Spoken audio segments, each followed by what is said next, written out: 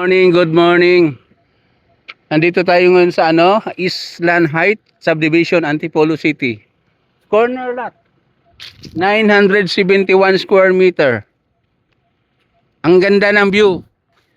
View mo ay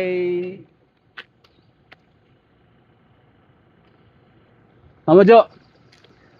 Anong mountain yan? Sierra Madre Mountain, no? Ang view mo. Tapos yung golf course sa baba. Pagka tinayuan mo to ng bahay, kita mo yung golf course at saka yung clubhouse ng golf clubhouse. Highest portion ito ng Island Heights Subdivision. Dati itong Forest Hills Subdivision. Corner lot 971 square meter. Ang ganda ng view. Sulit ito, highest portion ito ng Island Heights.